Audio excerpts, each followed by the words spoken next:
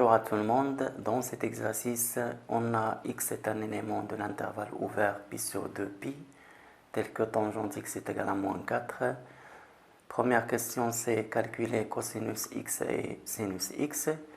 Deuxième question, on pose a est égal à cosinus 37pi plus x, plus sinus 17pi sur 2 moins x, plus tangente 11pi sur 2 moins x, moins cosinus 29pi sur 3. Et la question, c'est montrer que a est égal à moins 3 quarts. Dans la première question, on veut calculer cosinus x et sinus x, sachant que tangente x est égal à moins 4. Alors, on a la relation suivante. On sait que 1 plus tangente x, le tout au carré, est égal à 1 sur cosinus x au carré. Donc, d'après cette relation, on a cosinus x, le tout au carré, est égal à 1 sur 1 plus tangente x au carré. Parce que si on a a est égal à b sur c, alors ça implique que c est égal à b sur a. Avec a est égal à 1 plus tangente x le tout au carré, le b c'est 1 et le c c'est cosinus x au carré. Donc il ne reste qu'à remplacer tangente x avec sa valeur qui est moins 4. Donc cos x le tout au carré est égal à 1 sur 1 plus moins 4 au carré qui vaut 1 sur 1 plus 16 est égal à 1 sur 17. D'après ce qui précède, on a cosinus x le tout au carré est égal à 1 sur 17.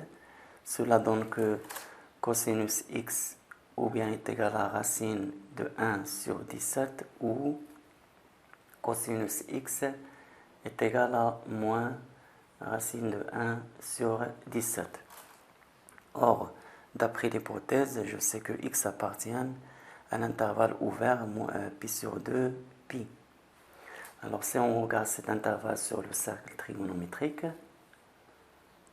on a ici le point d'abscisse curviligne pi sur 2 et là le point d'abscisse curviligne pi. Donc x elle est quelque part là, sur l'intervalle pi sur 2 pi.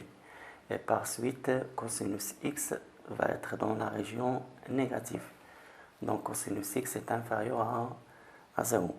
Alors puisque x appartient à cet intervalle, donc cos x est négatif, d'où la valeur convenable de cos x c'est exactement moins racine de 1 sur 17 qui est égal moins racine de 1 c'est 1 sur racine de 17 et je peux multiplier numérateur et dénominateur par racine de 17, j'aurai moins racine de 17 sur 17.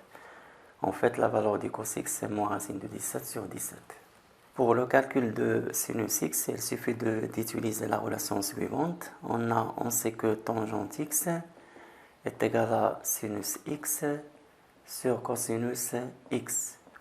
Donc, d'après cette relation, sinus x est égal à cosinus x fois tangente x. Donc maintenant, il suffit de remplacer le cosinus et la tangente. D'où sinus x égale. Le cosinus c'est moins racine de 17 sur 17 fois la tangente c'est moins 4. Et cela donne 4 racines de 17 sur 17. Donc la valeur de sinus x n'est autre que 4 racines de 17 divisé par 17. Et voilà pour la première question. Pour la deuxième question, on a a est égal à cosinus 37pi plus x, plus sinus 17pi sur 2 moins x, plus tangente 11pi sur 2 moins x, moins cosinus 29pi sur 3. La question, c'est montrer que a est égal à moins 3 quarts. Alors, pour bien comprendre ce qui se passe, je vais simplifier chaque terme à part. Je prends le premier terme, cosinus 37pi plus x. Alors, 37pi, je peux l'écrire sous la forme 36pi plus pi. Alors là, c'est plus x. Et là, je peux supprimer 36pi. D'après la relation, on a cosinus alpha plus 2k pi est égal à cosinus alpha. Bien sûr, avec k appartient à z. Autrement dit, je peux supprimer 2k pi. Alors, le 2k pi ici, c'est 36 pi. Et le k ici, c'est 18. Alors, je supprime 36 pi, on aura cosinus, il reste cosinus p plus x. Or, d'après les formules, on sait que cosinus p plus x est égal à moins cosinus x. Donc, le premier terme, ça donne moins cos x.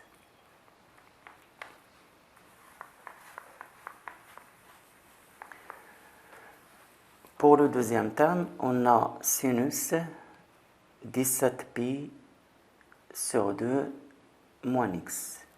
Ça, c'est égal. Alors là, c'est la même idée. On va essayer de décomposer 17pi sur 2. Là, ça va donner sinus. 17pi, je peux l'écrire sous la forme 16pi plus pi. Le tout sur 2 moins x, qui est égal à sinus. 16pi sur 2, c'est 8pi, plus pi sur 2, là, moins x. Alors là encore, je peux supprimer 8pi parce qu'il est sous la forme de kpi avec k est égal à 4. D'après la relation, on a sinus alpha plus 2kpi, toujours avec k appartient à z, est égal exactement à sinus alpha. Et là, le alpha, c'est pi sur 2 moins x. Donc, si je supprime 8pi, j'aurai sinus pi sur 2 moins x. Et encore une fois, d'après les formules, ça, c'est exactement cosinus x. Pour le troisième terme, on a tangente 11pi sur 2 moins x. Alors, ça, c'est égal à tangente 11pi, je peux l'écrire sous la forme 10pi plus pi.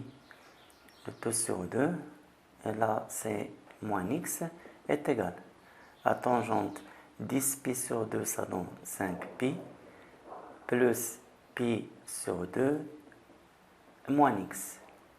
Or, je sais que tangente x plus kpi, ça c'est pas forcément un nombre pair fois pi, ça peut être k pair ou impair, est égal à tangente x, avec bien sûr k appartient à z. Alors là, je peux supprimer 5pi d'après cette formule-là. Et qui joue le rôle de x, c'est pi sur 2 moins x. Donc il reste, si on supprime 5pi, il reste tangente pi sur 2 moins x. Et d'après les formules, tangente pi sur 2 moins x, c'est exactement 1 sur tangente x. Pour le dernier terme, cosinus 29pi sur 3, on a cosinus 29pi sur 3 égale à cosinus 29pi, je peux l'écrire sous la forme 30pi moins pi, alors sur 3 égale. C'est cosinus 30pi sur 3, c'est 10pi moins pi sur 3. Alors là encore, on a 10pi sous la forme de kpi. Avec k est égal à 5, je peux le supprimer. Je peux supprimer 10pi, il reste cosinus moins pi sur 3. Or, je sais que cosinus moins alpha est égal à cosinus alpha. Donc ça donne cosinus pi sur 3. Et ça, on sait que ça égale à 1/2. D'après ce qui précède, on a en fait a est égal, le premier terme ça donne moins cos x, le deuxième terme ça donne plus cos x, troisième terme plus 1 sur tangente x, le dernier terme ça donne moins 1/2. Alors égal, moins cos x plus cos x c'est 0. Là je remplace tangente x par sa valeur c'est moins 4, j'aurai 1 sur moins 4, moins 1/2, donc c'est moins 1 quart moins 1/2. Si je réduis au même dénominateur, j'aurai moins 3 quarts. Donc en conclusion, A est égal à moins 3 quarts. Eh bien, bonne journée. Merci pour votre attention. À bientôt et à la prochaine.